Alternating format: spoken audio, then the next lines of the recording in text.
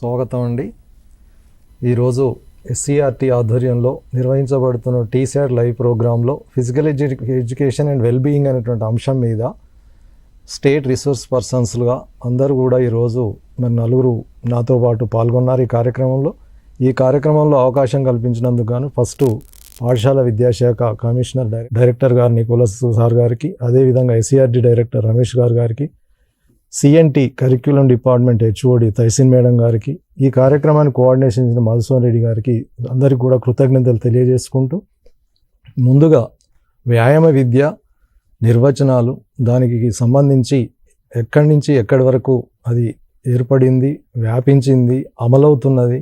ఈరోజు మనకు తెలంగాణ రాష్ట్రంలో నూతనంగా మరి NEP 2020 దాన్ని కూడా అనేక సంప్రదింపులు జరిపి త్వరలో పాఠ్యాంశంగా రాబోతున్న తరుణంలో ప్రథమంగా ఈ తరగతిని మాకు మరి లైవ్ టెలికాస్ట్ ప్రోగ్రాంను అందించినందుకు అధికార యంత్రాంగానికి, అదేవిధంగా TSAT యాజమాన్యానికి కూడా కృతజ్ఞతలు తెలియజేసుకుంటున్నాం.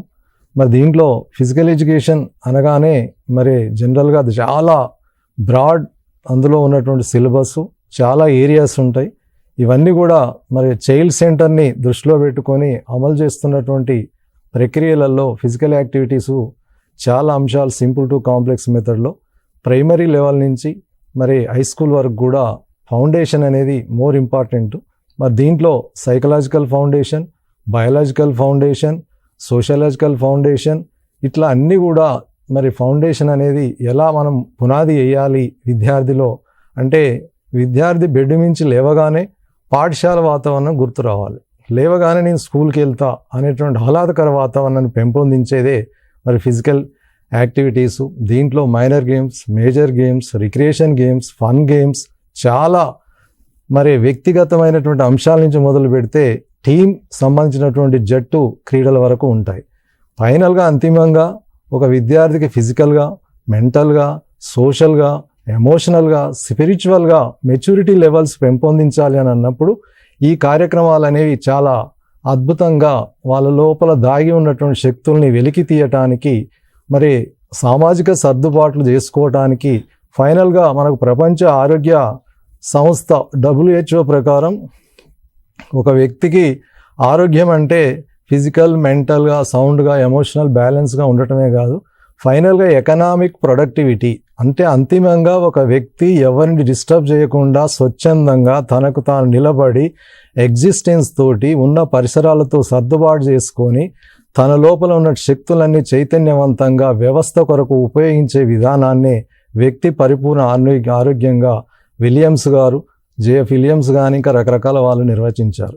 కాబట్టి దీంట్లో మరి మనకు అరిస్టాటిల్ గారు ఒక సందర్భం, ప్లేటో గారు మరొక సందర్భం, a sound mind in a sound body అని, అది చూస్తానికి చాలా సింపుల్ కొటేషన్ కానీ చాలా చాలా చాలా మల్టిపుల్ యాంగిల్లో బహుళ ప్రయోజనకరమైనటువంటి అర్థాన్ని అది ఇస్తుంది. అంటే ఎవరైతే శారీరకంగా దృఢంగా ఉంటారో వాళ్ళలో మానసిక సంకల్పం దృఢంగా ఉంటుంది అనేది దాని యొక్క అర్థం. కానీ ఇక్కడ మరి మనకు ఫిజికల్గా ఉంటే ఆటోమేటిక్గా మెంటల్గా ప్రమోట్ అవుతాం, దృఢంగా ఉంటాం, ఏదైతే సంకల్పం ఉందో దాన్ని నెరవేర్చడానికి అది ఉపయోగపడుతుంది, ఆరోగ్యకరమైన వాతావరణాన్ని ప్రతిబింబిస్తుంది అనేది దాని యొక్క అర్థం. మరి ఇక్కడ a sound mind in a sound body ఎలాగో a sound body in a sound mind అంటే, ఒక వ్యక్తి శారీరకంగా దృఢంగా లేకపోయినప్పటికీ, నామకేవాస్తిగా ఉన్నప్పటికీ అతనిలో ఉన్నటువంటి మానసిక దృఢత్వం, సంకల్పం ఏదైతే ఉందో అచేతనంగా ఉన్న శరీరాన్ని కూడా తన యొక్క సంకల్పాన్ని నెరవేర్చడానికి, శక్తియుక్తులని చైతన్యవంతంగా ప్రయాణించడానికి దారితీస్తుంది. కాబట్టి a sound mind in a sound body, a sound body in a sound mind అంటే బోత్ ఆర్ వైస్ వర్సా, సందర్భం సిచ్యువేషన్ బట్టి అవి మారుతూ ఉంటాయి. కాబట్టి ఇట్లా చాలా డెఫినేషన్స్ అనేవి ఉన్నాయి. ప్రధానంగా మనకు టాప్ టు బాటమ్ మన బాడీ లోపల ఉన్నటువంటి 9 ఆర్గానిక్ సిస్టమ్స్లో టోటల్గా మనకి పంచేంద్రియాస్ అని ఉంటాయి, సెన్సరీ ఆర్గాన్స్. ఈ సెన్సరీ ఆర్గాన్స్ని ట్యూన్ చేయటం, ఎన్విరాన్మెంట్కు రిఫ్లెక్ట్ కావటం, ఏదైతే నాలెడ్జ్ ఉందో దాన్ని ప్రసారం చేయటం, బ్రెయిన్ కనెక్టివిటీ అయిన తర్వాత ప్రతిస్పందించటం. అంటే ఇక్కడ పంచేంద్రియ సెన్సరీ ఆర్గాన్స్ నుంచి రిసీవ్ చేసుకున్నటువంటి నాలెడ్జ్ ఏదైతే ఉందో దానికి కర్మేంద్రియాస్ ప్రతిస్పందిస్తాయి. కాళ్ళు, చేతులు, నోరు, ఇవన్నీ కూడా కర్మేంద్రియాస్ అంటే ఫంక్షనల్ ఆర్గాన్స్, అంటే యాక్షన్స్ రియాక్షన్స్ ఇవి బ్యాలెన్స్గా ఉంటే ఆ వ్యక్తి సోషల్గా మరి ఎమోషనల్గా ఆటోమేటిక్గా ఉండాల్సినటువంటి లక్షణాలన్నీ కూడా బ్యాలెన్స్గా ఉండటానికి స్పోర్ట్స్ అనేవి మరి రకరకాల ఈవెంట్స్ యాక్టివిటీస్ ఇక్కడ ఇండివిజువల్ ఉంటాయి, టీమ్ ఈవెంట్స్ ఉంటాయి. ఈ టీమ్ ఈవెంట్స్కి వచ్చినప్పుడు ఫైనల్గా కాంట్రిబ్యూషన్ ఏంటంటే సోషల్ అడ్జస్ట్మెంట్. ఈ సోషల్ అడ్జస్ట్మెంట్ కావాలి అంటే మెంటల్గా వెల్ బ్యాలెన్స్డ్గా ఉండాలి అని అన్నప్పుడు మీరు ఫర్ ఎగ్జాంపుల్ మనం చూసినప్పుడు కబడ్డీ ఓ తరగతి గదిలో 6 నుంచి ఉన్నత పాఠశాలలో 10వ తరగతి చదువుకునే విద్యార్థులు క్లాస్మేట్, బెంచ్మేట్, ప్లేట్మేట్, రూమ్మేట్. కానీ కబడ్డీలో పోయిన తర్వాత ఈ ఇంటర్నల్ బిహేవియర్ అనేది బయటకు వస్తుంది. అంటే ఎక్స్టర్నల్ బిహేవియర్ మాత్రమే మనకు అప్పటి వరకు కనిపిస్తుంది. ఇంటర్నల్ బిహేవియర్ అనేది మనకి ఎప్పుడైతే బయటకు వస్తుందో సెంటర్ లైన్ రీచ్ కావాలి, నేను గెలవాలి, అప్పుడు మనకు షర్ట్ జినిగినా, బాడీ డ్యామేజ్ అయినా, ఇంజూరీ అయినా అవన్నీ మర్చిపోతాడు. అవతల యాంటీ జెండర్ ఉందనుకోండి, అన్నీ మర్చిపోయి ఇంటర్నల్ బిహేవియర్ బయటకు వస్తుంది. అప్పుడు ఏం చేస్తాడు, సెంటర్ లైన్ క్రాస్ కావాలి, నా టీం విన్ కావాలి అన్నప్పుడు అక్కడ అరవటం, మొత్తుకోవటం, తర్వాత పరిగెత్తటం, దూకటం, పోరాటం ఇవన్నీ కూడా సహజాతాలు. అంటే ప్రతి విద్యార్థికి లోపల దాగి ఉన్నటువంటి ఇన్స్టింక్ట్స్ బయటికి రావాలి అంటే, ఇంటర్నల్ బిహేవియర్ బయటికి ఎక్స్పోజ్ కావాలి అంటే స్పోర్ట్స్ అండ్ గేమ్స్ అనేవి ఆటోమేటిక్గా బయటికి తీసుకొస్తాయి. అందుకే స్వామి వివేకానంద గారు చెప్పినట్టు ఇండియన్ యూత్ నీడ్స్, అంటే youth needs football play field అంత మైదానం కావాలంటాడు. అంటే భగవద్గీత కంటే యూత్కి ప్రధానమైనటువంటిది ఆ వయసులో ఫుట్బాల్ ప్లే ఫీల్డ్ అంత అంటే ప్లే ఫీల్డ్ ఉంటే అక్కడ అందరు ఆడకున్నా ఆడే వాళ్ళని చూసి స్ట్రెస్ బర్న్ అవుతారు. అంటే ఇప్పుడు టీవీలో just cricket match, football match వస్తుంది, లక్షల మంది ఇంట్లో పండుకొని కూర్చొని లేచి రకరకాల భంగిమల్లో వీక్షిస్తారు. కానీ లోపల ఇన్స్టింక్ట్స్ బయటకు వస్తాయి, చప్పట్లు కొడతాడు, అరుస్తాడు, ప్రేక్షకుడుగా తన లోపల ఉన్న ఇన్స్టింక్ట్స్ని బయటికి తీసే పరిస్థితి ఆ రకమైనటువంటి టీవీ ఈవెంట్స్లో బయటికి రావడం జరుగుతుంది. దాని ద్వారా ఆటోమేటిక్గా ఏది bad, which is good, which is bad, ఏదైతే మనము ఇంప్లిమెంట్ చేయొచ్చు, ఏదైతే మనం అభ్యాసం చేయొచ్చు, ఏ లక్షణాలని మనం అలవర్చుకోవాలి, మన లోపాలు ఏంటి, ఏది సొసైటీకి యూస్ఫుల్ ఉంటుంది, ఈ విచక్షణ ఎనాలిసిస్ అనేది ఆ విధంగా వస్తుంది. కాబట్టి ఇప్పుడు విలువల విద్య, వర్క్ ఎడ్యుకేషను, కరిక్యులర్లో పాఠశాల విద్యాశాఖ 4 అంశాలను ప్రవేశపెట్టారు. ఈ 4 అంశాలు అన్నీ కూడా ఫిజికల్ ఎడ్యుకేషన్ ప్రతిబింబిస్తుంది. ఎందుకంటే రూల్స్ అండ్ రెగ్యులేషన్స్ ఉన్నాయి, ప్రతి ఈవెంట్కి ఇంటర్నేషనల్ స్టాండర్డ్స్ నామ్స్ ఉన్నాయి. ఆ నామ్స్ను ఒబే చేయకుండా ఇర్రెగ్యులర్గా ఏదన్నా అవాయిడ్ చేస్తే ఆటోమేటిక్గా అవుట్ అని అంపైర్ డిసిషన్ ఇస్తారు, పక్క కూర్చోబెడతారు. అంతకు మించి ఇంకా ఎక్కువ చేస్తే సస్పెన్షన్ చేసి బయట కూర్చోబెడతారు. ఈ రూల్స్ అన్ని ఏం చేస్తాయి, సోషల్ అడ్జస్ట్మెంట్ని నేర్పిస్తాయి. కాబట్టి ఇక్కడ ఎథిక్స్, వాల్యూస్ ఇవన్నీ కూడా ఆ గేమ్ కల్చర్లో తెలియకుండానే ఇన్కల్కేట్ చేయడానికి అవకాశం ఉంది. కాబట్టి అందుకే ఇప్పుడు NEP 2020లో ప్రధానంగా మరి physical education and well being, yoga, తర్వాత ఇవన్నీ ఉన్నాయి. కాబట్టి ఫిజికల్ ఎడ్యుకేషన్ సబ్జెక్ట్లో ప్రధానంగా మరి పార్ట్ అండ్ పార్సల్, యోగా కూడా it's one of the part and parcel, martial arts part and parcel, చాలా మల్టిపుల్ ఏరియాస్ ఫిజికల్ ఎడ్యుకేషన్ కరిక్యులంలో పొందుపరుచున్నాయి. NEP 20లో ఆర్ట్ ఎడ్యుకేషన్, ఫిజికల్ ఎడ్యుకేషన్ రేపు కరిక్యులం సబ్జెక్టుగా వస్తున్నందుకు స్వాగతిస్తున్నాం. దానికి మరి తెలంగాణ రాష్ట్ర ప్రభుత్వానికి కూడా మరి అధికార యంత్రాంగానికి కూడా ప్రత్యేకంగా ధన్యవాదాలు, కృతజ్ఞత తెలియజేసుకుంటూ నా తదుపరి టాపిక్స్ మరి preventing lifestyle diseases school చిల్డ్రన్కి సంబంధించి డాక్టర్ మేధా సంధ్యశ్రీ గారు దాని మీద మాట్లాడటం జరుగుతుంది. ఆ తర్వాత physical education importance, role and తర్వాత బెనిఫిషరీ ఏవైతే అంశాలు ఉన్నాయో వాటికి సంబంధించి డాక్టర్ టి వెంకటేశ్వర్లు గారు వాళ్ళు ప్రస్తావిస్తారు. తర్వాత types of physical activities and importance of nutrition and hydration అనే టాపిక్ని డాక్టర్ మాధవి గారు ప్రస్తావిస్తారు. ఆ తర్వాత సేఫ్టీ ప్రికాషనర్స్ ఏవైతే home safety, school safety, road safety పిల్లలకు ప్రధానమైనటువంటి అంశం కాబట్టి దాని మీద డాక్టర్ MD ఇమ్రాన్ గారు వీళ్ళందరూ కూడా మాకు ఫిజికల్ ఎడ్యుకేషన్కు సంబంధించి 10 మంది స్టేట్ రిసోర్స్ పర్సన్లను ఎంపిక చేయటం, అందులో భాగంగా ఈరోజు నాతో పాటు 4 ఈ వేదిక మీదకి రావటం శుభసూచకంగా భావిస్తున్నాం. మిగిలిన వాళ్ళకు కూడా నెక్స్ట్ ఇయర్ రెగ్యులర్గా ఈ క్లాసుల్ని మరి మేము ఖచ్చితంగా అందులో పార్టిసిపేట్ చేస్తాం. మాకు కూడా అన్ని అంశాల మీద ఈ విధంగా పిల్లలకు, విద్యార్థులకు, మాకు సంబంధించిన ఉపాధ్యాయ వర్గానికి శిక్షణ తరగతుల్లో భాగస్వామ్యం చేస్తారని ఆశిస్తున్నాం. మరి నెక్స్ట్ కార్యక్రమము preventing lifestyle diseases through physical education. మరి ఎస్ఆర్పిగా ఉన్నటువంటి doctor M Sandhyashri, college of physical education దోమలగూడలో వీళ్ళు పనిచేస్తున్నారు. నెక్స్ట్ వారిని మాట్లాడవలసిందిగా ఆహ్వానిస్తున్నాం. Good morning everyone. Stalin sir, fellow resource persons, headmasters, physical education professionals, students, ఈరోజు మనము ఫిజికల్ ఎడ్యుకేషన్ గురించి ఈ ప్రోగ్రాంలో ముఖ్యంగా ఫిజికల్ ఎడ్యుకేషన్ త్రూ ఎలాగా పిల్లల్ని మనము ఎడ్యుకేట్ చేస్తున్నాము and what are the importance ఇవన్నీ కూడా తెలుసుకుంటున్నాము. అలాగే preventing lifestyle diseases. Lifestyle diseases అంటే ఇది కామన్ అయిపోయింది ఈ రోజుల లోపల. మనం చూస్తూ ఉంటే అడల్ట్స్ ఎంతమంది కూడా ఈ బీపీ అని, షుగర్ అని, వేరియస్ డిసీజెస్తోని, నాన్ కమ్యూనికబుల్ డిసీజెస్ ఏవైతే ఉంటాయో అవన్నీ కూడా మనం లైఫ్ స్టైల్ డిసీజెస్ అని చెప్పుకుంటాము. లైఫ్ స్టైల్ డిసీజెస్ అని ఎందుకు చెప్పుకుంటున్నాము అని అంటే మన లైఫ్ స్టైల్ వల్ల, మన జీవన శైలి వల్ల వచ్చేటువంటి వ్యాధులు. అంటే జీవన శైలి సరిగా లేకపోవడం వల్ల, జీవన శైలి అంటే మనం తీసుకునే ఆహారం ఉండొచ్చు, మనం చేసేటువంటి యాక్టివిటీ ఉండొచ్చు, మనం తీసుకునేటువంటి రెస్ట్, స్లీప్ ఏదైతే ఉంటుందో దీస్ ఆల్ కమ్స్ అండర్ మన లైఫ్ స్టైల్ కింద వస్తాయి. సో లైఫ్ స్టైల్ సరిగ్గా ఉన్నప్పుడు ఈ లైఫ్ స్టైల్ డిసీజెస్ అనేటి రాకుండా చూసుకోవచ్చు. సో మనకు ముఖ్యంగా పిల్లల లోపల, స్కూల్ లోపల మనము ఫిజికల్ ఎడ్యుకేషన్తో పాటు హెల్త్ ఎడ్యుకేషన్ని కూడా మనం నేర్పిస్తున్నాము. హెల్త్ ఎడ్యుకేషన్ లోపల పిల్లలకి వాళ్ళ యొక్క ఆరోగ్యం గురించి, గుడ్ హ్యాబిట్స్ గురించి ఇవన్నీ కూడా చెప్తున్నాము. అదేవిధంగా లైఫ్ స్టైల్ గురించి కూడా పిల్లలకి ఏ రకంగా ఉండాలి ఫ్యూచర్ లోపల ఇప్పుడు మనం అలవాటు చేయగలిగితే వాళ్ళకి లైఫ్ లాంగ్ కూడా అది చాలా ఉపయోగకరంగా ఉంటుంది. లైఫ్ స్టైల్ డిసీజెస్లో మనం ముఖ్యంగా చూసుకుంటే కనుక ముఖ్యంగా పిల్లల లోపల ముఖ్యంగా వచ్చేది అంటే ఆహారపు అలవాటు సరిగ్గా లేకపోవడము, ఫిజికల్ ఇన్యాక్టివిటీ అంటే యాక్టివ్గా ఉండకపోవడము మొదలైన కారణాల వల్ల ఇవి వచ్చే అవకాశం ఉంటుంది.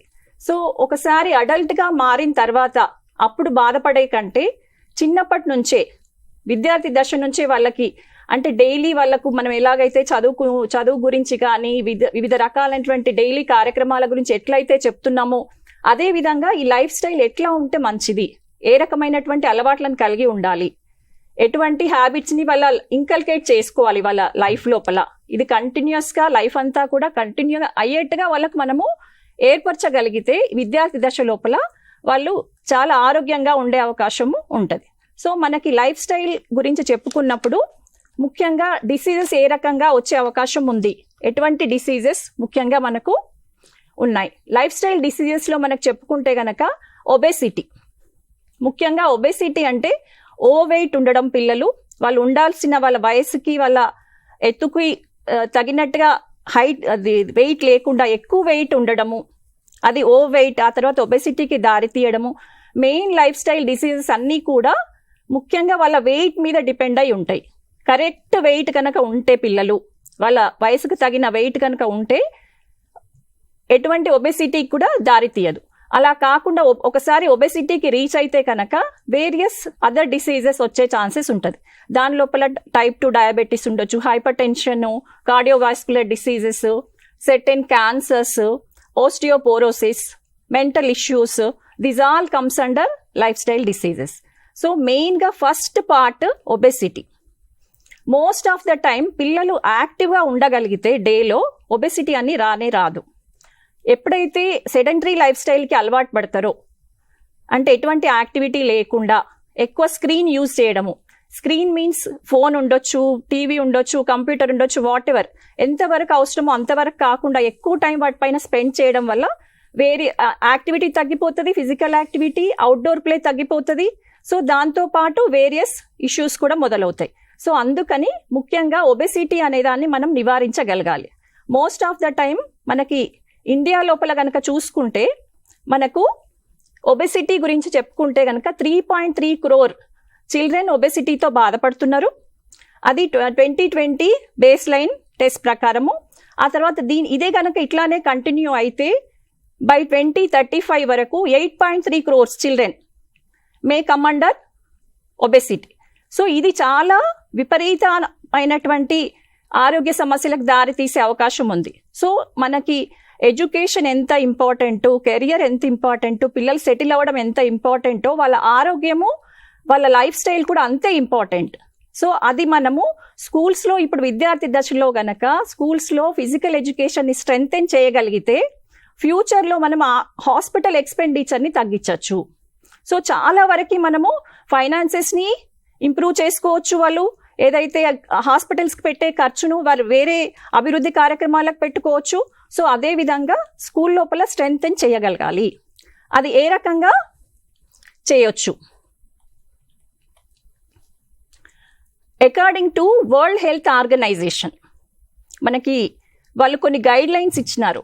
అంటే ఈ ఒబెసిటీ కానీ లైఫ్ స్టైల్ డిసీజెస్ కానీ రాకుండా ఉండాలి అని అంటే ఎవరెవరు ఎంత ఫిజికల్ యాక్టివిటీ చేయాలి. సో దాంట్లో కనుక మనం ముఖ్యంగా చూసుకుంటే చిల్డ్రన్ 5 to 17 years వీళ్ళు మనకి చిల్డ్రన్ అంటే మనకి ప్రైమరీ నుంచి చూసుకుంటే అడల్సెంట్ ఏజ్ వరకు కూడా చూస్తే at least 60 minutes of moderate to vigorous physical activity. Moderate to అంటే వాళ్ళు చేయగలిగినంత కంఫర్టబుల్గా స్టార్ట్ చేసుకొని అది విగరస్గా చేయగలగాలి. 60 minutes ఆఫ్ ఫిజికల్ యాక్టివిటీ అంటే వేరియస్ యాక్టివిటీస్ ఇంక్లూడ్ చేయొచ్చు. అది మన స్కూల్ కరికులంలో ఉన్నట్టయితే మనకు ఆల్రెడీ క్లాస్ వైజ్ కూడా ఫిజికల్ ఎడ్యుకేషన్లో మనము డిజైన్ చేయడం జరిగింది. ఆ ప్రతి యాక్టివిటీ అంటే వాళ్ళు చేసే ఫిజికల్ యాక్టివిటీ లోపల ఏరోబిక్ యాక్టివిటీ ఉండేట్టుగా, అదేవిధంగా స్ట్రెంగ్త్ యాక్టివిటీ ఉండేటట్టుగా, వేరియస్ ఎండ్యూరెన్స్ వచ్చే విధంగా ప్లాన్ చేసుకొని, అంటే రకరకాల ఎంత various physical activities types of physical యాక్టివిటీస్కి పోగలిగితే అంత ఎక్కువ బెనిఫిట్స్ పొందొచ్చు. సో అది అట్లానే వాళ్ళ పిల్లలకి ఏ రకంగా ఇంట్రెస్ట్ క్రియేట్ చేయొచ్చు, ఏ యాక్టివిటీలో వాళ్ళు ఇంట్రెస్ట్గా ఆడగలుగుతారు. ఫస్ట్ ఒక పని చేయాలంటే ఎవరైనా వాళ్ళకి అందులో ఇంట్రెస్ట్ ఉంటే తప్ప అది కంటిన్యూ చేయలేరు.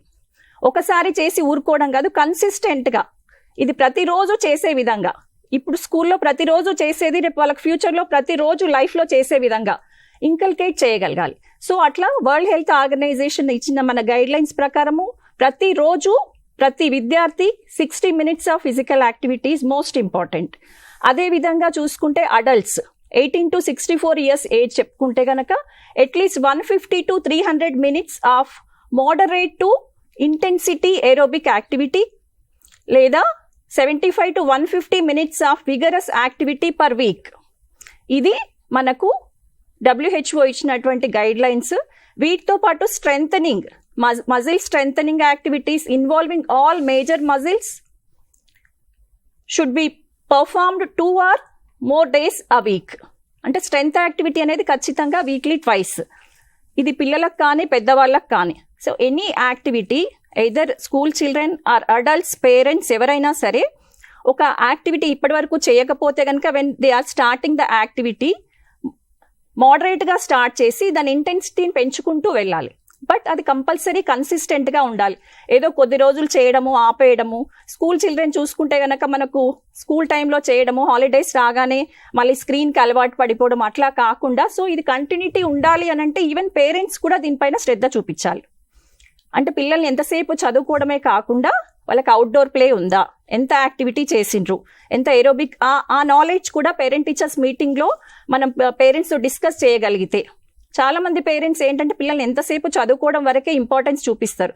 వాళ్ళని బయటకు పంపిస్తే ఇంకా ఆడతారు, దెబ్బలు తగిలించుకుంటారు, whatever the reasons, various safety and security reasons కూడా ఉండొచ్చు.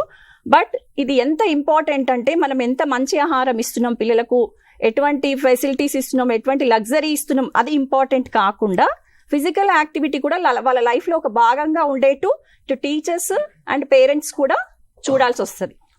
So next, what are the key points for the successful programme? Qualified instructors. First qualified instructors కూడా మనకు చాలా ఇంపార్టెంట్.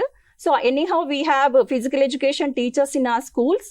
అట్లనే ప్రతి ఒక్క స్కూల్లో కూడా ఫిజికల్ ఎడ్యుకేషన్ టీచర్ ఉండే విధంగా చర్యలు తీసుకుంటే గనక ఇది పిల్లలకు ఒక ప్రైమరీ స్టేజ్లోనే స్టార్ట్ చేయాలి. కాబట్టి ప్రైమరీలో కూడా ఫిజికల్ ఎడ్యుకేషన్ టీచర్స్ ఉంటే వాళ్ళకి అక్కడి నుంచి ఒక హ్యాబిట్ లాగా వాళ్ళను ఇంకల్కట్ చేసే అంటే అవకాశం ఉంటుంది. అదేవిధంగా వెరైటీ ఆఫ్ యాక్టివిటీస్, ఎంత ఎక్కువ వెరైటీ ఆఫ్ యాక్టివిటీస్ చేస్తే అంత ఎక్కువ ఎక్స్పోజర్ పిల్లలకు వచ్చే అవకాశం ఉంటుంది. ఇండివిజువల్ స్పోర్ట్ ఉండొచ్చు, టీమ్ గేమ్స్ ఉండొచ్చు, whatever they are interested అది వాళ్ళకి మనము అవైలబుల్గా ఉండేట్టు చూడడము. క్లియర్ ఆబ్జెక్టివ్స్, అంటే పిల్లలకు ఒకటి నేర్పించేటప్పుడు వాళ్ళు ఏది రీచ్ అవ్వాలా, అంటే ఒక ఫిజికల్ ఫిట్నెస్ కాంపోనెంట్ చూసుకుంటే కనుక స్పీడ్, ఎంత టైంలో ఎంత స్పీడ్ రీచ్ అవ్వాలి, ఎంత ఎండ్యూరెన్స్, ఏది టార్గెట్ చేస్తున్నావు అది చెక్ చేసుకోవడం, రెగ్యులర్గా అసెస్ చేసుకోవడము, this is most important. Assessment methods కూడా మనకు వేరియస్ అసెస్మెంట్ మెథడ్స్ కూడా మనకు దీంట్లో ఇవ్వడం జరిగింది మన కరికులం లోపల. అవి ఫిజికల్ ఎడ్యుకేషన్ టీచర్స్ అందరూ ఫాలో అవుతూ అది ముందుకు తీసుకెళ్ళాలి. Physical activity offers a wide range of benefits for preventing lifestyle diseases and promoting overall health. ఇది చూసుకుంటే గనక మనం ఇవన్నీ చేయడం వల్ల ఏంటి లాభాలు అంటే వెయిట్ మేనేజ్మెంట్ వస్తుంది, ఇప్పుడు ఆల్రెడీ చెప్పుకున్నాం మనము. తర్వాత ఇంప్రూవ్డ్ ఇన్సులిన్ సెన్సిటివిటీ, మనం లైఫ్ స్టైల్ డిసీజెస్ లోపల డయాబెటీస్ 2 గురించి చెప్పుకున్నాము. దీని లోపల ఏంటి అంటే ఇన్సులిన్ సెన్సిటివిటీ లేకపోవడం, అంటే బాడీ ప్రాపర్గా గ్లూకోజ్ని యూటిలైజ్ చేసుకోలేకపోవడం, ఇది చాలా important. When they are in regular physical activity ఇది ఒకటి చాలా ఇంప్రూవ్ అవుతుంది. ఇన్సులిన్ సెన్సిటివిటీ అనేది ఇంప్రూవ్ అయినప్పుడు ఈ డయాబెటీస్ నుంచి వాళ్ళు తప్పించుకోగలుగుతారు. సో నెక్స్ట్ వచ్చేసి కార్డియోవాస్కులర్ హెల్త్, ఇది కూడా చాలా ఇంప్రూవ్ అవుతుంది. అదేవిధంగా mental health, when children are in physical activity they learn so many things, they can cross the anxiety or whatever, depression, they can face anything. So mental health also very important. When they are in regular physical activity, mental health will improve. Then reduced inflammation, most of the diseases in our body inflammation తోని వచ్చే అవకాశం ఉంటుంది. So regular physical activity వల్ల ఏంటిదంటే inflammation అనేది బాడీలో తగ్గుతుంది, దానివల్ల లాంగ్ టర్మ్ డిసీజెస్ ఇవన్నీ కూడా మనము కంట్రోల్ చేయడానికి అవకాశం ఉంటుంది. Then stronger bones and joint life. Stronger bones అంటే when you are doing in a regular physical activity, bones will strengthen, అంటే స్ట్రాంగ్ బోన్స్ వస్తాయి. తర్వాత వాళ్ళ గ్రోత్ అండ్ డెవలప్మెంట్ పెరుగుతుంది. ఫ్యూచర్లో ఈ ఆస్టోపోరోసిస్ అనే వ్యాధి నుంచి కూడా తప్పించుకునే అవకాశం ఉంటుంది. సో వేరియస్ క్యాన్సర్స్ కూడా మనం చెప్పుకుంటే కాలన్ క్యాన్సర్ ఉండొచ్చు, బ్రెస్ట్ క్యాన్సర్, ఇవన్నీ కూడా మోస్ట్లీ ఫిజికల్ ఇన్యాక్టివిటీతో వచ్చేటువంటి క్యాన్సర్స్. సో ఇట్లాంటి వాటిని కూడా మనము రెడ్యూస్ చేసుకునే అవకాశం ఉంటుంది, రాకుండా కూడా ప్రివెంట్ చేసే అవకాశం ఉంటుంది. నెక్స్ట్ ఇవన్నిటితో పాటు మనము ఫిజికల్ ఎడ్యుకేషన్ అనేది not only for talented students, physical education for all, adapted physical education అనేది కూడా మనకు ఒకటి ఉంది మన ఫిజికల్ ఎడ్యుకేషన్లో భాగంగా. ఇది ఏంటి అంటే ఫిజికల్ ఎడ్యుకేషన్ యాక్టివిటీస్ ఏవైతే ఉంటాయో వాటిని మనము ఎవరైతే డిజేబిలిటీస్తో ఉన్న పిల్లలు, చిల్డ్రన్ విత్ స్పెషల్ నీడ్స్, వాళ్ళకు కూడా మన ఫిజికల్ ఎడ్యుకేషన్ యాక్టివిటీస్ అనేది వెరీ ఇంపార్టెంట్. మనం ఫిజికల్ హెల్త్ కానీ మెంటల్ హెల్త్ కానీ బాగుండాలి అంటే ఫిజికల్ యాక్టివిటీ ఎంత ఇంపార్టెంట్ అని చెప్తున్నామో, అదేవిధంగా ఈవెన్ డిజేబుల్డ్ పిల్లలకి కూడా ఫిజికల్ యాక్టివిటీ అంతే ఇంపార్టెంట్. వాళ్ళ హెల్త్కి అది చాలా మనకు ఉపయోగకరంగా ఉంటుంది. ఒక అంగవైకల్యం ఉంది అని చెప్పి వాళ్ళని ఫిజికల్ యాక్టివిటీకి దూరం చేస్తే గనక వాళ్ళు మొత్తానికి దేనికి కూడా ఉపయోగకరంగా లేకుండా పోతారు. సో అందుకని వాళ్ళని కొంచెం మోటివేట్ చేస్తూ ఫిజికల్ యాక్టివిటీను ఇన్వాల్వ్ చేయడం వల్ల వాళ్ళు కూడా హెల్దీగా మిగతా పిల్లలతో ఈక్వల్గా ఉండే అవకాశం ఉంటుంది. సో పిల్లల్ని వాళ్ళకి ఏంటంటే ఆత్మస్థైర్యం ఇవ్వడం కోసం ఉండొచ్చు, మోటివేట్ చేసి various activities. So regular physical education యాక్టివిటీస్లో వాళ్ళు పార్టిసిపేట్ చేయాలంటే కష్టంగా ఉంటుంది కాబట్టి వాళ్ళ కోసం స్పెషల్లీ మోడిఫై కూడా చేయాల్సి వస్తుంది. మనము యాజ్ ఎ ఫిజికల్ ఎడ్యుకేషన్ టీచర్గా మనము స్కూల్స్లో ఉన్నప్పుడు మనకు ఖచ్చితంగా 1 or 2 లేదంటే మోర్ పిల్లలు కూడా మనకు ఎదురు పడతారు ఫిజికల్ డిజేబిలిటీస్తో ఉన్నప్పుడు. వాళ్ళను ఎప్పుడు కూడా నెగ్లెక్ట్ చేయకండి. నెగ్లెక్ట్ చేయకుండా వాళ్ళ కోసం కొంచెం టైం పెట్టి స్పెషల్గా డిజైన్ చేసి, అంటే ఏదైనా రూల్స్లో కానీ మోడిఫికేషన్ లేదంటే ఎక్విప్మెంట్లో మోడిఫికేషన్ ఇవన్నీ చేస్తూ వాళ్ళని ఎంకరేజ్ చేయగలిగితే గనక వాళ్ళు కూడా ఫిజికల్ యాక్టివిటీస్లో పార్టిసిపేట్ చేసి వాళ్ళ హెల్త్ని కూడా ఇంప్రూవ్ చేసుకునే అవకాశం ఉంటుంది. Okay, thank you sir. Okay అండి, థ్యాంక్ యూ సంధ్య మేడం గారు. సిడబ్ల్యూ చిల్డ్రన్ కూడా సంబంధించి, ఎందుకంటే మనకి ఇంటర్నేషనల్ స్టాండర్డ్స్ ఒలింపిక్స్ ఉన్నాయి, వాళ్ళకు పారా ఒలింపిక్స్ అనేవి కూడా ప్రత్యేకమైనటువంటి ఎంకరేజ్మెంట్ ఉన్నాయి. కాకపోతే చైల్డ్ ఏజ్ స్కూలు పాఠశాల దశలో వాళ్ళని ఐడెంటిఫై చేస్తూ వాళ్ళకు ఇండోర్ గేమ్స్తో పాటు ఇంకా కొన్ని ఎక్విప్మెంట్ తోటి చేసేటువంటి పరికరాలతో వాళ్ళని ఎంకరేజ్ చేస్తే వాళ్ళలో, అందుకే మనం ఫస్ట్ ఒక సెంటెన్స్ చెప్పుకున్నాం, a sound mind leads sound body, but a sound body leads sound mind. ఇక్కడ అది ప్రతిబింబిస్తుంది. కాబట్టి వాళ్ళకి అవసరాలు అవకాశాలు మనం చూసి వ్యాయామోపాధ్యాయునిగా ప్రధానోపాధ్యాయుడి సహకారంతో వాళ్ళకి అందిస్తే ఇంకా బాగుంటుంది. ఓకే అండి, next session physical education importance, benefits ఇవన్నీ కూడా మరి డాక్టర్ టి వెంకటేశ్వర్లు గారు వివరిస్తారు. Okay plus. Good morning sir. Good morning all physical education fraternity మరియు headmasters and dear students. మనము వ్యాయామ విద్యా క్రీడలో ఒక స్టూడెంట్ పాల్గొనడం వల్ల శారీరకంగా మానసికంగా ఏ విధంగా అభివృద్ధి చెందుతాడు, అదేవిధంగా సొసైటీలో ఏ విధంగా డెవలప్ కావడం జరుగుతుంది, అదే అకాడమిక్స్లో ఎడ్యుకేషన్లో క్రీడల్లో పాల్గొన్న ఒక స్టూడెంట్ ఎడ్యుకేషన్లో ఏ విధంగా ముందడుగు వేస్తాడనే విషయంలో మనం ఇప్పుడు చర్చించుకుంటున్నాము. ముఖ్యంగా వ్యాయామ విద్యా క్రీడలో పాల్గొనడం వల్ల విద్యార్థికి చాలా ఫిజికల్ ఫిట్నెస్ డెవలప్ కావడం జరుగుతుంది. ఫిజికల్ ఫిట్నెస్ దానివల్ల స్ట్రెంగ్త్, స్పీడ్, ఫ్లెక్సిబిలిటీ, ఎండ్యూరెన్స్ అనేది డెవలప్ అవుతుంది. అదేవిధంగా ఆప్టిమమ్ డెవలప్మెంట్ వ్యాయామ క్రీడలో పిల్లలు పాల్గొనడం వలన మెంటల్లీ, ఫిజికల్లీ, సోషల్లీ, ఎమోషనల్ గరిష్టంగా అభివృద్ధి చెందడం జరుగుతుంది. నెక్స్ట్ వస్తే న్యూరోమస్కులర్ కోఆర్డినేషన్. న్యూరోమస్కులర్ కోఆర్డినేషన్లో వ్యాయామ విద్యా క్రీడలో పాల్గొనడం వలన మెదడు, నాడులు, కండరాలు కలిసి పనిచేసే సామర్థ్యం పెరిగి, ఎగ్జాంపుల్గా చెప్పాలంటే కంటి, చెవి సంబంధించిన సమన్వయము, మరి అదేవిధంగా కాలు, కంటికి సంబంధించిన సమన్వయము, అదేవిధంగా ఐ అండ్ కోఆర్డినేషను. ఇట్లా ఎగ్జాంపుల్ చూసుకున్నట్టయితే మనము క్రికెట్ బాల్ క్యాచ్ కానీ, లేదంటే ఫుట్బాల్లో కిక్ చేసినప్పుడు కానీ, క్యారమ్ బోర్డ్ ఆడినప్పుడు కానీ మనకు కంటికి చేతికి, కంటికి దీనికి కోఆర్డినేషన్ అనేది ఈ న్యూరోమస్కులర్ కోఆర్డినేషన్ ద్వారా డెవలప్ అవుతుంది. అదేవిధంగా కార్డియోవాస్కులర్ ఎండ్యూరెన్స్ డెవలప్మెంట్ అనేది కూడా ఉంటుంది. వ్యాయామ విద్యా క్రీడలో పాల్గొనడం వల్ల గుండె, రక్తనాళాలు, రక్త ప్రసరణ వ్యవస్థ బలపడుతుంది. దీనివల్ల శరీరంలోని ఆక్సిజన్ చాలా సరఫరా చేసి వ్యర్థ పదార్థాలను తొలగిస్తుంది. దీని ద్వారా మనం చేయాల్సింది ఏంటంటే ఎరోబిక్ ఎక్సర్సైజ్ అండ్ యానెరోబిక్ ఎక్సర్సైజ్ అనేది మనము ట్రైనింగ్ మెథడ్స్లో చేసుకుంటాము. గాలి తీసుకొని గాలి తీసుకోకుండా చేసే ఈ ఎక్సర్సైజ్లో పిల్లలు ఎగ్జాంపుల్ చెప్పాలంటే ఎరోబిక్ ఎక్సర్సైజ్లో మనం చేయాల్సింది ఏంటంటే 800 మీటర్స్ రన్ కానీ, లేదంటే తర్వాత స్విమ్మింగ్ కానీ, ఇట్లాంటి వాటిని ఎరోబిక్ ఎక్సర్సైజ్ ద్వారా మనం చేస్తాము. అనెరోబిక్ ఎక్సర్సైజ్ చేసినప్పుడు షార్ట్ పుట్ కానీ, తర్వాత పుల్అప్స్ కానీ, సిటప్స్ కానీ, ఇవన్నీ అనెరోబిక్ ఎక్సర్సైజ్ ద్వారా చేస్తాము. దీనివల్ల మనకు స్టూడెంట్స్కు పర్సనల్గా డెవలప్మెంట్ జరుగుతుంది. అదేవిధంగా క్రీడలో పాల్గొనడం వల్ల reduce the stress and anxiety. వ్యాయామ క్రీడలలోని యోగాసనాలు, ఎరోబిక్స్ ద్వారా ఏకాగ్రత, జ్ఞాపక శక్తి, ఆత్మవిశ్వాసం పెంచి ఒత్తిడి మరియు ఆందోళనను తగ్గిస్తుంది.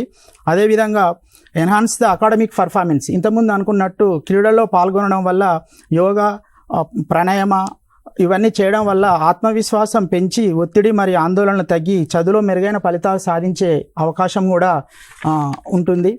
నెక్స్ట్కి వస్తే ఫిజికల్ గ్రోత్ అండ్ డెవలప్మెంట్లో శారీరక పెరుగుదల, అభివృద్ధి, మొత్తం పరిమాణంలో పెరుగుదల అందరూ కండరాలు, కణజాలాలు, ఎముకలు, జ్ఞానము మరియు వ్యాధి నిరోధక శక్తిని చురుకుగా పెరిగి ఆరోగ్యంగా ఉండును. అదేవిధంగా ఎమోషనల్ డెవలప్మెంట్. క్రీడలో పాల్గొనడం వల్ల గెలుపు ఓటములను అనుభవిస్తారు కనుక ఎమోషనల్ కంట్రోల్ చేసుకొని పర్సనాలిటీ డెవలప్మెంట్ను డెవలప్ చేసుకునే అవకాశం ఉంటుంది. అదేవిధంగా టీం వర్క్, సోషల్ అడ్జస్ట్మెంట్. మనము చూస్తే పిల్లలు క్రీడలో పాల్గొనడం వల్ల ఒక అభిప్రాయాలు ఒకరు తెలుసుకుంటారు, సహకరించుకుందరు, నిజాయితీగా స్నేహమును, మంచితనమును ఒకరికొకరు షేర్ చేసుకొని కోచ్ పట్ల, అఫీషియల్స్ పట్ల మర్యాదగా ఉంటూ సమాజంలో కలిసిపోయే అవకాశం ఉంటుంది. అదేవిధంగా క్యారెక్టర్ డెవలప్మెంట్. క్రీడలో నియమ నిబంధనలు దృష్టిలో పెట్టుకొని పట్టుదలతో తన జట్టును విజయ పదంలో నడిపించును. తోటి క్రీడాకారులతో కలిసి ఆడుచున్నప్పుడు ఎదుటివారి గౌరవ మర్యాదలు ఇచ్చుట నేర్చుకునుట. ఈ విధేయత నుంచి గుణము, దాని వలన తన యొక్క పర్సనాలిటీని, వ్యక్తిత్వాన్ని అభివృద్ధి చేసే అవకాశం ఉంటుంది. అదేవిధంగా లీడర్షిప్ క్వాలిటీస్. క్రీడలో పాల్గొనడం వల్ల లీడర్షిప్ క్వాలిటీస్ కూడా డెవలప్ అవుతాయి. అందులో ఒకరికొకరు టోర్నమెంట్లో పాల్గొన్నప్పుడు నమ్మకము, జ్ఞానము, భక్తి, యోగ్యత, అంకితాభావము, ధైర్యము పెంపొందును. వ్యక్తిగత అభివృద్ధి చెంది నాయకత్వ లక్షణాలను పెంపొందించుకోవడానికి అవకాశం ఉండును. అదేవిధంగా తీరిక సమయంలో ఉపయోగించుకుంటా. మామూలు ఎడ్యుకేషన్లో పర్ఫెక్ట్ ఉన్నవానికంటే ఫిజికల్ ఎడ్యుకేషన్, గేమ్స్, స్పోర్ట్స్లో పాల్గొన్న వాళ్ళు తీరిక సమయంలో తాను అందుబాటులో ఉన్న బుక్స్లన్నీ తీసుకొని ఎటువంటి వ్యసనాలకు లోనుపడకుండా క్రీడలో పాల్గొన్న క్రీడాకారులు ఎడ్యుకేషన్లో కూడా ముందడుగు వేయడకు ఇదొక క్రీడలో పాల్గొనడం వల్ల మంచి అవకాశం కూడా ఉంటుంది. అదేవిధంగా నేషనల్ ఇంటిగ్రేషన్ భారతదేశంలో వివిధ రకములైన మతాలు, భాషలు, సంస్కృతులతో కూడిన దేశము. క్రీడలు అన్ని మతాలు, జాతుల ప్రజలను ఒక్క తాటిపైకి తెచ్చి కలిసి క్రీడల్లో పాల్గొనేటట్లు చేసి జాతీయ భావనను కూడా పెంపొందించే అవకాశం ఉంటుంది క్రీడలో పాల్గొనడం వల్ల క్రీడాకారునికి. అదే అంతర్జాతీయ అవగాహన, ఇంటర్నేషనల్ అండర్స్టాండింగ్, ప్రపంచంలో ఉన్న దేశాలతో ఆడినప్పుడు ఒకరికొకరు స్నేహ సంబంధాలు ఏర్పరచుకొని వాళ్ళ యొక్క ఐకమత్యాన్ని, ప్రపంచంలో మేమంతా ఒకటే అనే ఐకమత్యాన్ని కూడా నిరూపించుకోవడం జరుగుతుంది. అదేవిధంగా క్రీడలో పాల్గొనడం వల్ల మనకు స్పోర్ట్స్ కోటా కింద ఇప్పుడు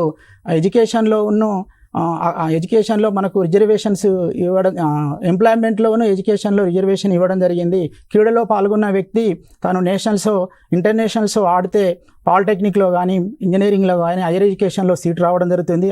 అదేవిధంగా మనకు ఎంప్లాయ్మెంట్లో కూడా ఇప్పుడు తెలంగాణ రాష్ట్ర గవర్నమెంట్ 2% రిజర్వేషన్ తీసుకొని రావడం జరిగింది. అదేవిధంగా సెంట్రల్ గవర్నమెంట్ రైల్వేస్లో కానీ, పోస్టల్లో కానీ, మిగతా డిపార్ట్మెంట్లలో కూడా ఫిజికల్ ఎడ్యుకేషన్ యాక్టివిటీస్లో పాల్గొనడం వల్ల క్రీడాకారులకు మంచి భవిష్యత్తు ఉంటుందని నేను తెలియపరుస్తున్నాను. ఓకే వెంకటేశ్వర్ గారు, మల్టిపుల్ బెనిఫిట్స్ చాలా సొసైటీకి యూస్ఫుల్, టోటల్గా ఫైనల్గా పర్సనాలిటీ డెవలప్మెంట్ త్రూ స్పోర్ట్స్ అనేది వారు వివరించడం జరిగింది. కాబట్టి ఇక్కడ మనకున్నటువంటి ఇంటిగ్రిటీ, ఓవరాల్ బాడీలో మనకున్న 9 ఆర్గానిక్ సిస్టంలో ఫస్ట్ ఇంటిగ్రిటీ రావాలి. కాబట్టి ఆ ఇంటిగ్రిటీ అనేది సొసైటీకి యూస్ఫుల్గా ఉండాలి అనేటువంటి అంశాలన్నీ కూడా చాలా చక్కగా వివరించినందుకు మరి థ్యాంక్ యూ వెంకటేశ్వర్లు గారు. Next topic types of physical activities and importance of nutrition and hydration అనేది మరి డాక్టర్ మాధవి గారు వివరించడం జరుగుతుంది. నమస్కారం. ఆల్ హెచ్ఎమ్స్కి, ఫిజికల్ ఎడ్యుకేషన్ టీచర్స్ అందరికీ అండ్ స్టూడెంట్స్కి అందరికీ కూడా నమస్కారం. ఫస్ట్ టైం మన ఫిజికల్ ఎడ్యుకేషన్కి ఒక అవకాశం దొరికింది. Thank you so much sir for this opportunity. And my topic is types of physical activities. Before that మనం కాంపోనెంట్స్ ఆఫ్ ఫిజికల్ ఫిట్నెస్ చూస్తే కనుక endurance, strength, speed, coordination and flexibility, ఈ మన 5 ఫ్యాక్టర్స్ అన్నవి చాలా చాలా ఇంపార్టెంట్ ఫిజికల్ కాంపోనెంట్స్ అని చెప్తాము. దాన్ని ఎట్లా డెవలప్ చేస్తామన్న దాని మీద మనం వేరియస్ టైప్స్ ఆఫ్ యాక్టివిటీస్ని డిజైన్ చేయడం జరుగుతుంది, ప్లాన్ చేయడం జరుగుతుంది. సో దాంట్లో ఎండ్యూరెన్స్ డెవలప్ కావాలంటే endurance is the capacity to perform an activity for longer duration అని చెప్తాము. ఆ సహన శక్తి ఏదైతే ఉందో ఆ ఎండ్యూరెన్స్ కెపాసిటీని ఎట్లా డెవలప్ చేయాలి దానికి ఒక ప్లానింగ్ ఉంటుంది. అదేవిధంగా strength, the ability to perform an activity against the gravitational ఫోర్స్కి అగేన్స్ట్గా మనం ఏ పని చేసినా అది మన బలానికి సంబంధించిన విషయం కాబట్టి దానికి సంబంధించిన యాక్టివిటీస్ ఎలాంటివి ప్లాన్ చేయాలి. అదేవిధంగా స్పీడ్ తీసుకుంటే స్పీడ్ కూడా మనకి అగేన్స్ట్ డ్యూరేషన్ ఆఫ్ ద టైంకి అగేన్స్ట్గా మనం స్పీడ్ అన్నది క్యాల్కులేట్ చేస్తాం కాబట్టి ఆ స్పీడ్ క్వాలిటీ డెవలప్ కావాలంటే ఎలాంటి యాక్టివిటీస్ని ప్లాన్ చేయాలి. ఫ్లెక్సిబిలిటీ అంటే range of movement near the joint or lengthening of the muscles అన్నది ఎట్లా డెవలప్ చేయాలన్న దానికి ఒక activity. Same like coordination, eye hand coordination or eye foot coordination or total body coordination ఏదైతే ఉందో దాన్ని డెవలప్ చేయడానికి కూడా we have different types of activities. So దాంట్లో మనం చూస్తే కనుక ఇప్పుడు మనము ఏరోబిక్ యాక్టివిటీస్ అని చూస్తాము. Aerobic activities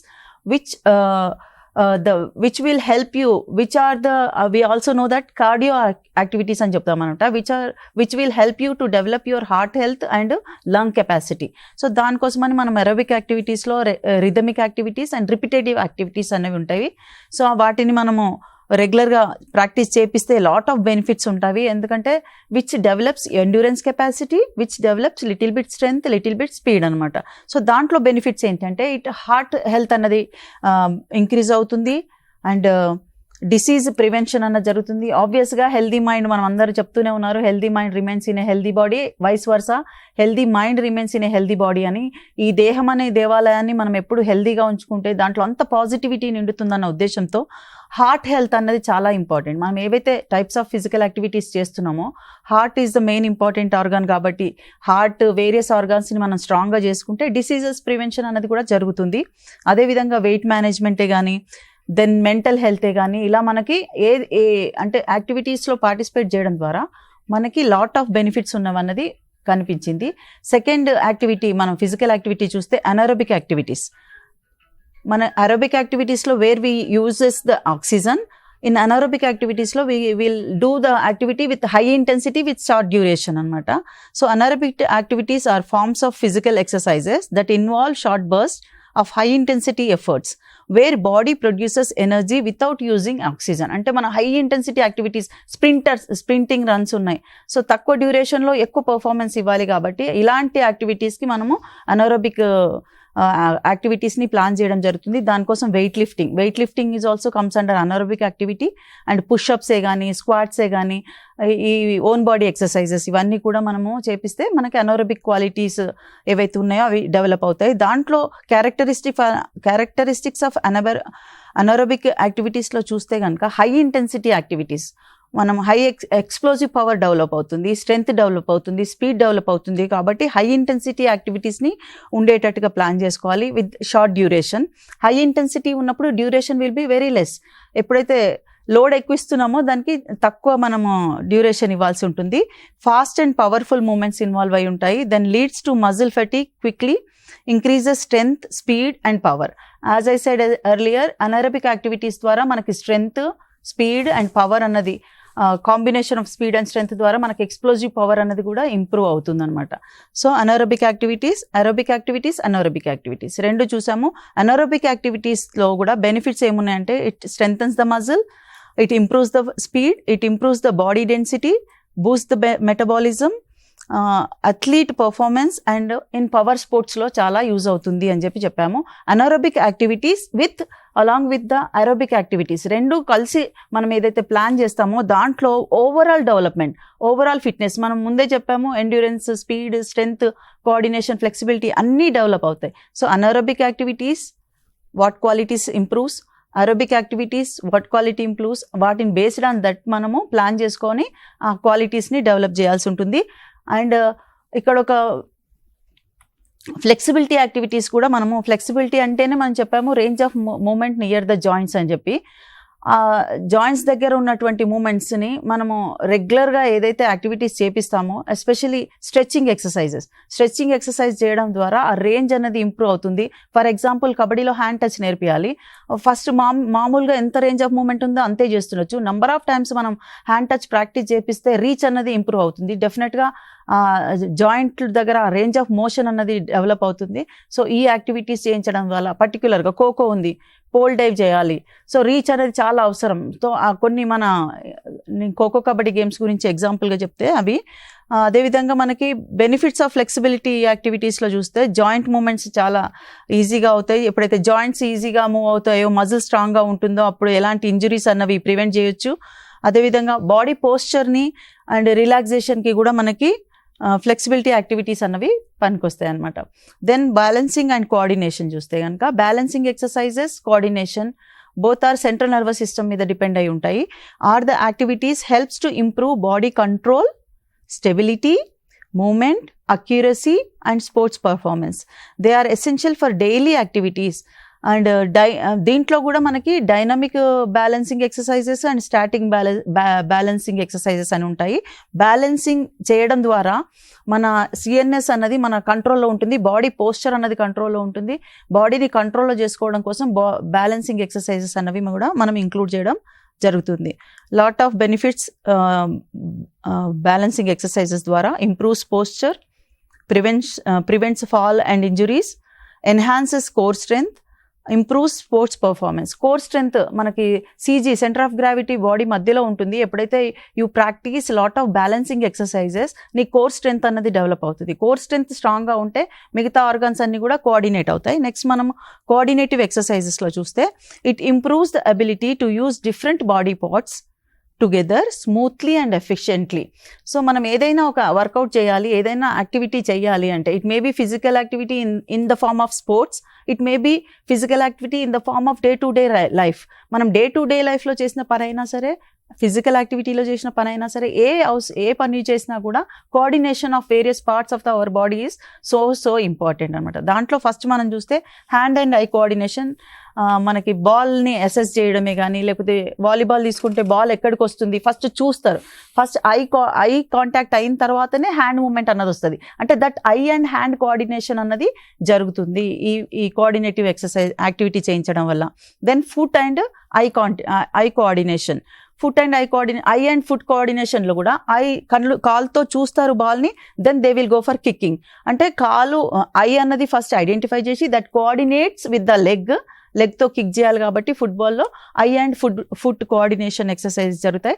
then whole body coordination and whole body coordination is important. At the same time within if it is a team గేమ్లో within the body and with the teammates also coordination అనేది చాలా important. దీని benefits ఏంటంటే it improves efficiency, movement efficiency, develops rhythm and timing, essential for sports and daily day to day life. మనకి ఈ physical fitness activities అన్నది important అనమాట. ఇక్కడ మనం చూస్తే మనం కాంపోనెంట్స్ చూసాము, endurance, strength, speed, coordination, flexibility, and వాటి ratio differs from game to game. అది ఇక్కడ నోట్ చేసుకోవాల్సిన పాయింట్. మనం అందరం కూడా ఏంటంటే ఒక గేమ్లో స్ట్రెంగ్త్ డామినేట్ చేస్తుంది, ఒక గేమ్లో స్పీడ్ డామినేట్ చేస్తుంది, ఒక గేమ్లో ఫ్లెక్సిబిలిటీ డామినేట్ చేస్తుంది, లైక్ జిమ్నాస్టిక్స్, యోగా లాంటి వాటిలలో. But still they all need all other factors.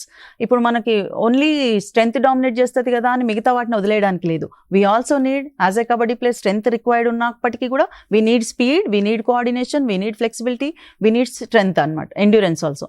So అన్ని ఫ్యాక్టర్స్, ఈ 5 ఫ్యాక్టర్స్ ఏవైతే ఫిట్నెస్ కాంపోనెంట్స్ చెప్పామో అవన్నీ కూడా రేషియో డిఫర్స్ అంతే. But everybody in day to day life also we need all these fitness factors అనుకోండి. ఫర్ ఎగ్జాంపుల్ ఒక రైతు పొలానికి వెళ్తున్నా కూడా అక్కడ మనం పొలం దున్నడానికి స్ట్రెంగ్త్ అవసరమే.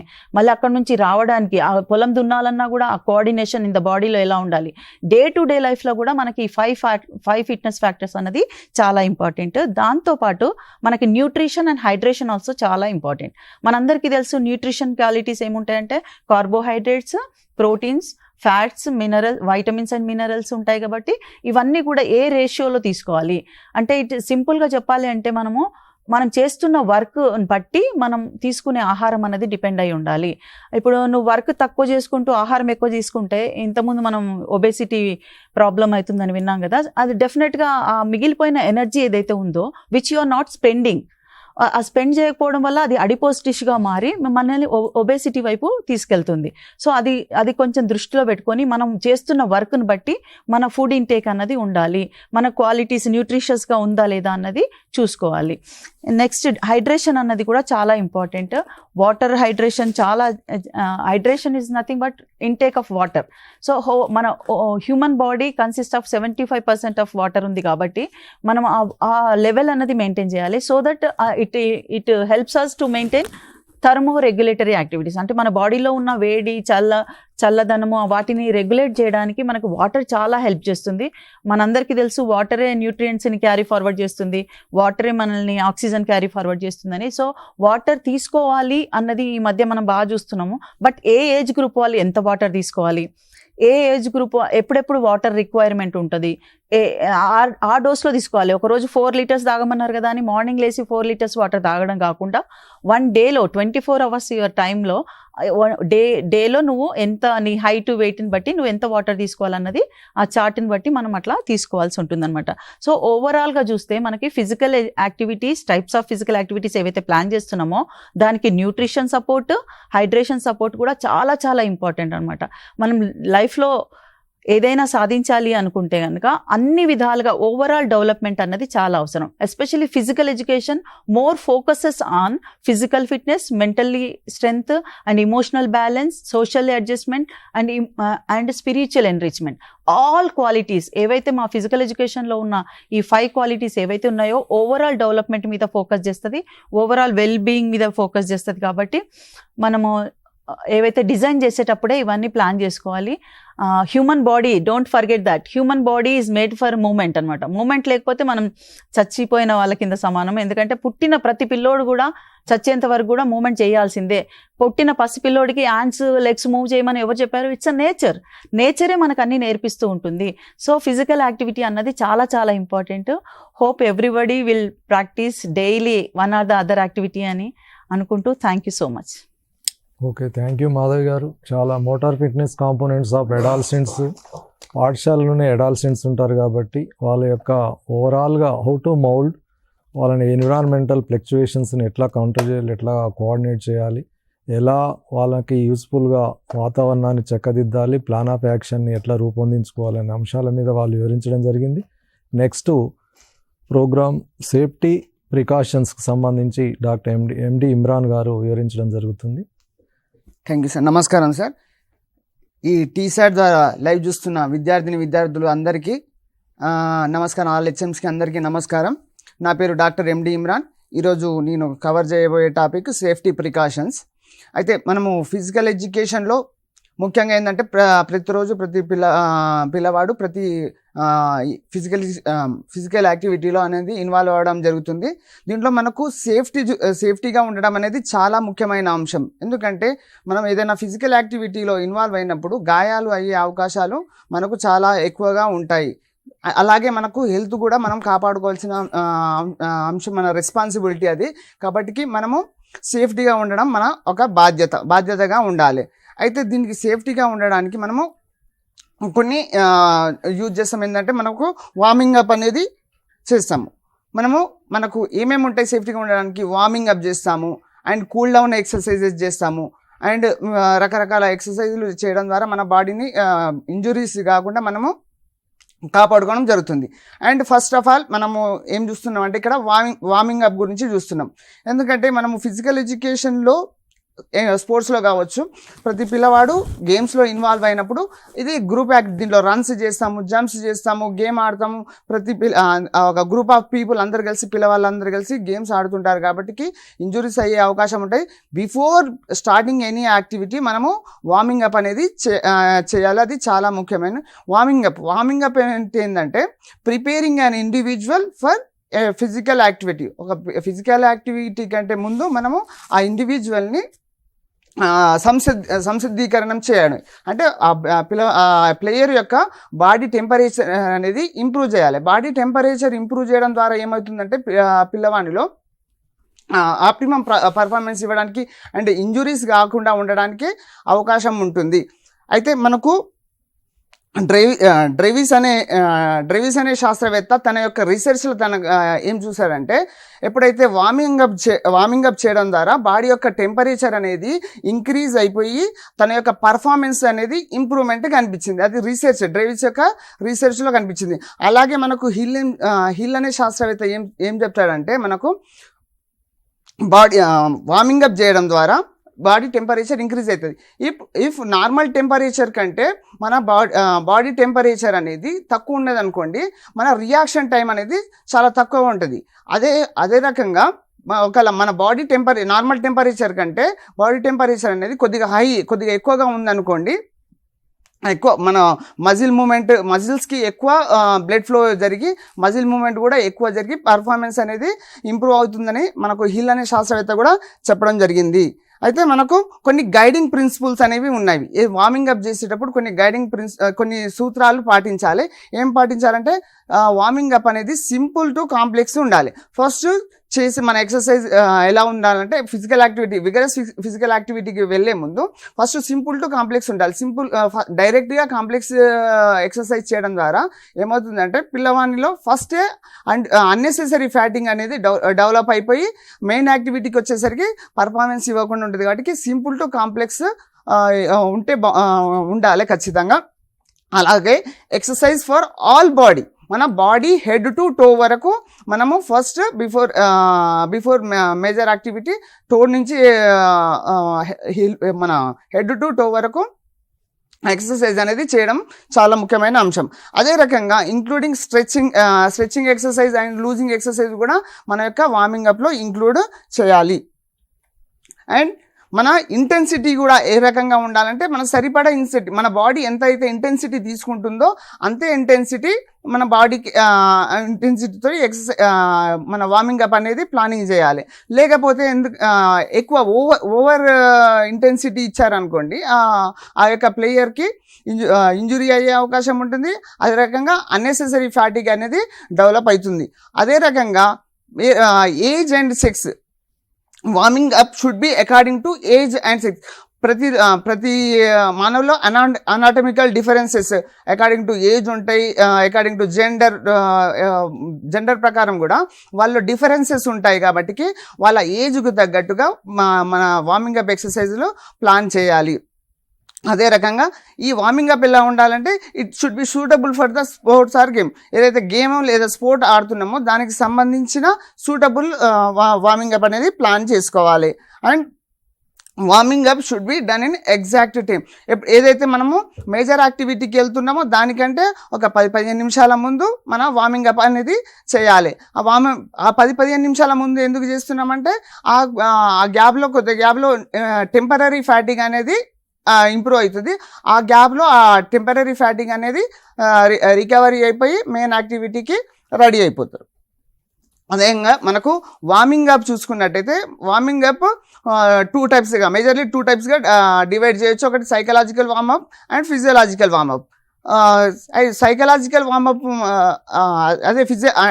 Physiological warmup again divided into 2 parts, active warmup and passive warmup. And active warm-up again divided into 2 types, general warm-up and specific warm-up. First of all, మనము సైకలాజికల్ వార్మింగ్ అప్ చూసుకున్నట్టయితే మనకు mental preparation A player for the main activity. మెంటల్గా prepare చేయడం ప్లేయర్ని ఒక main activity కోసం మెంటల్గా prepare చేయడాన్ని psychological warming up అని చెప్పడం జరుగుతుంది. అంటే ఏ రకంగా సైకలాజికల్గా ప్రిపేర్ చేస్తామంటే by informing the is capabilities, తన యొక్క క్యాపబిలిటీస్ని తనకు చెప్పడం ద్వారా.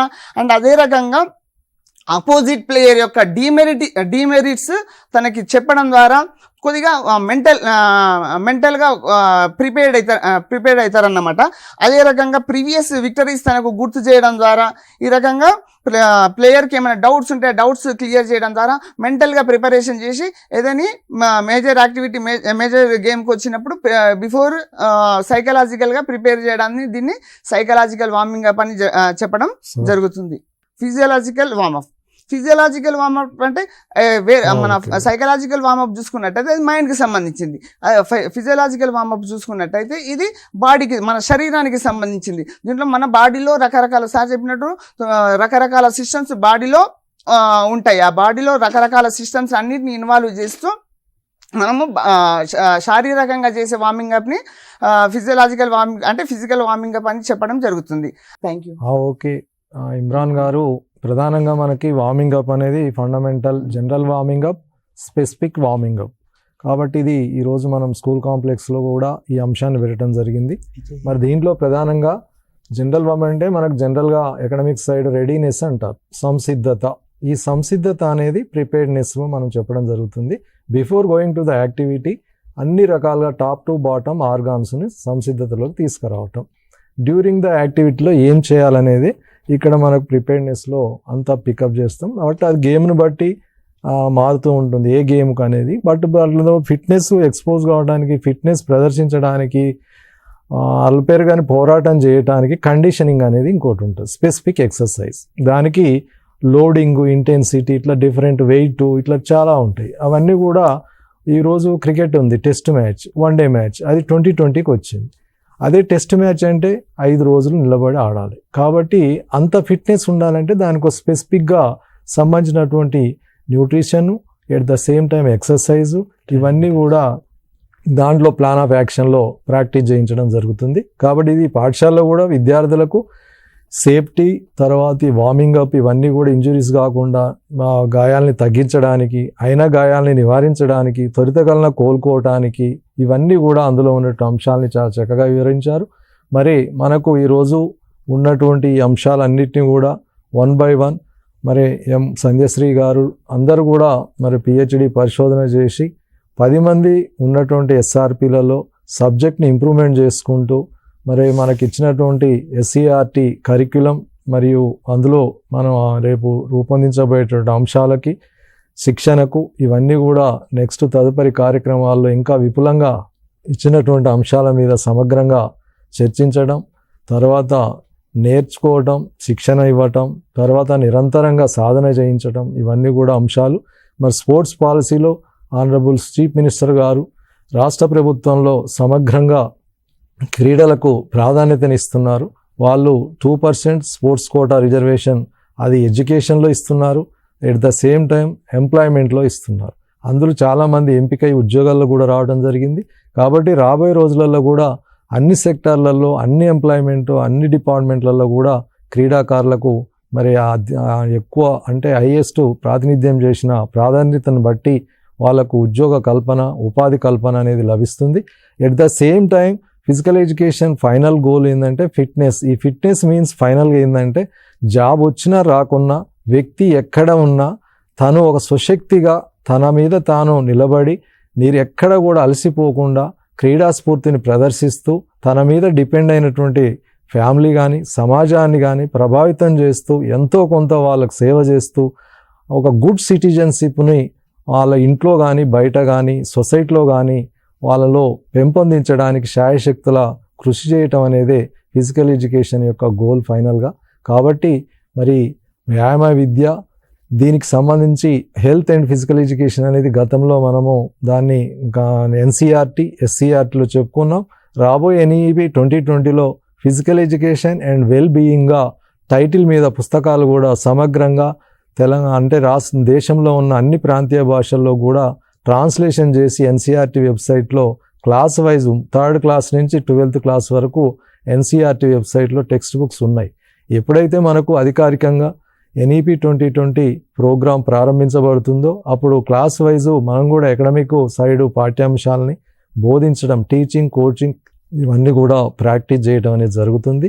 మరి ఈ అవకాశాన్ని ఎస్సీఆర్టీ తరపున, రాష్ట్ర ప్రభుత్వం తరపున మాకు కల్పించినటువంటి అధికారులకు అందరికీ మరొకసారి ధన్యవాదాలు, కృతజ్ఞతలు తెలియజేసుకుంటూ ఈ కార్యక్రమాన్ని మాకు మరి హ్యాపీగా, హెల్దీగా అందించినటువంటి టీశాట్ యాజమాన్యానికి కూడా కృతజ్ఞతలు, ధన్యవాదాలు తెలియజేసుకుంటూ మళ్ళీ మేము ఇంకో కార్యక్రమంలో మేము ముందుకు వస్తామని తెలియజేసుకుంటూ థ్యాంక్ యూ అనండి. ధన్యవాదాలు.